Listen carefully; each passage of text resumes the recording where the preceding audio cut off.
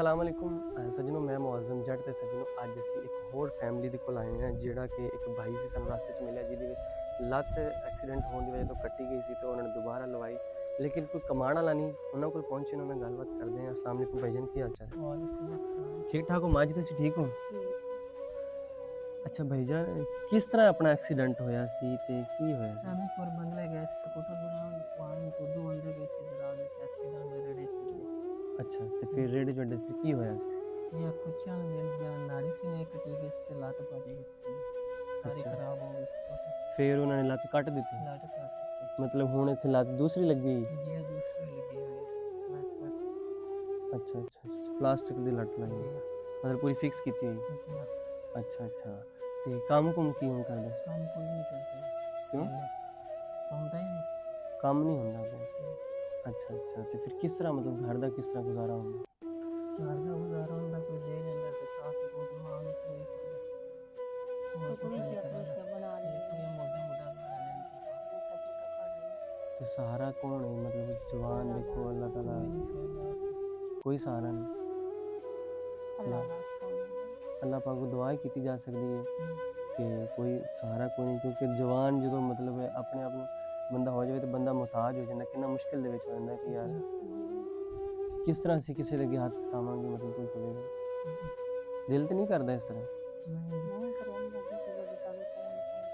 जी जी बस लेकिन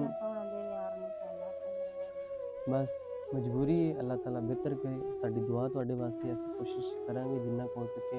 कि कोई भाई नूं ऐसा हो जाए कोई काम असीं करवा दी कोई छोटा जिहा कोई थोड़ा बहुता ਜਿਹੜਾ मतलब ਬਹਿ ਕੇ ਕੰਮ ਕਰ ਲੈ ਕੀ ਕੰਮ ਕਰ ਸਕਦੇ ਤੁਸੀਂ मतलब दर्जियां वास्ते मशीन वगैरह लेनी अगर मशीन लैके दे दी फिर काम कर लो ठीक है चलो अच्छा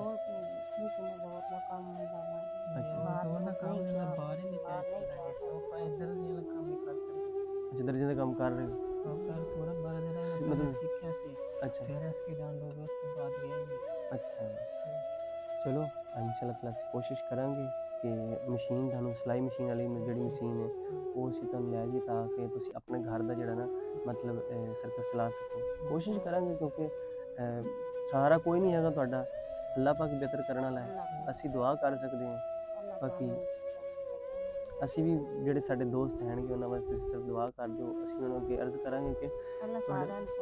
ਬਸ ਤੁਹਾਡੇ ਵਾਸਤੇ ਕੋਈ ਮਸ਼ੀਨ ਲਿਆ ਦਿੱਤੀ ਜਾਵੇ ਕੋਈ ਤੁਹਾਡਾ ਘਰ ਦਾ ਸਰਕਸ ਨਿਜ਼ਾਮ ਚੱਲਦਾ ਰਹੇ ਤਾਂ ਕਿ ਜਿਹੜੀ ਮੁਸ਼ਕਿਲ ਹੈ ਉਹ ਨਾ ਹੋਵੇ ਫਿਲਹਾਲ ਅਸੀਂ ਤੁਹਾਡੇ ਵਾਸਤੇ ਕੋਈ ਥੋੜਾ ਜਿਹਾ ਰਾਸ਼ਨ ਵਗੈਰਾ ਲੈ ਕੇ ਅਸੀਂ ਆਏ ਹਾਂ ਤਾਂ ਕਿ ਤੁਸੀਂ ਕੋਈ ਘਰ ਦਾ ਨਿਜ਼ਾਮ ਥੋੜਾ ਬਹੁਤਾ ਚਲਾ ਲਿਓ ਬਾਕੀ ਕੋਸ਼ਿਸ਼ ਕਰਾਂਗੇ ਅਸੀਂ ਹੋਰ ਵੀ ਤੁਹਾਡੇ ਵਾਸਤੇ ਕੁਝ ਕਰੀਏ ਲੇਕਿਨ ਫਿਲਹਾਲ ਅਸੀਂ ਰਾਸ਼ਨ ਲੈ ਕੇ ਆਏ ਹਾਂ ਤੇ ਜਿਹੜਾ ਸਮਾਨ ਲੈ ਕੇ ਆਏ ਜਿਹੜਾ ਕਿ ਤੁਹਾਡੇ ਵਾਸਤੇ ਅਸੀਂ ਬਾਕੀ ਤੁਸੀਂ ਦੁਆ ਕਰ ਦਿਓ ਸਾਡੇ ਵਾਸਤੇ ਜਿਹੜੇ ਸਾਡੇ ਨਾਲ ਜੁੜੇ ਹੋਏ ਨੇ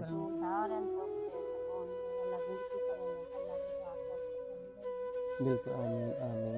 बस कोशिश ही है जिन्नी ज़्यादा कोशिश हो जाए बाकी अल्लाह पाक बेहतर करने वाला अल्लाह पाक सब वास्ते आसानियाँ पैदा करे क्योंकि जो मुश्किल हालात आंदा उदों कोई नाल नहीं होंदा कोई नज़दीक नहीं हाँ बिल्कुल बिल्कुल इधर रखना कोई मसला हेलो जनाब ये राशन ये घर का सारा तकरीबन समान तुसी कोई 1 तो 2 महीने इस्तेमाल कर सकते अच्छा खासा समान है ठीक है नाल असी आटे का थैला भी लैके आए ठीक है ताकि ਜਿਹੜਾ ਕੋਈ ਥੋੜਾ ਬਹੁਤਾ ਤੁਸੀਂ ਗੁਜ਼ਾਰਾ ਕਰ ਲਓ ਕੋਸ਼ਿਸ਼ ਹੀ ਹੈ ਬਾਕੀ ਤੁਸੀਂ ਦੁਆ ਕਰ ਦਿਓ ਸਾਡੇ ਵਾਸਤੇ ਤੇ ਜਿਹੜੇ ਸਾਡੇ ਬਸ ਉਹ ਜਨਾਬ ਅਸੀਂ ਇਹਨਾਂ ਵਾਸਤੇ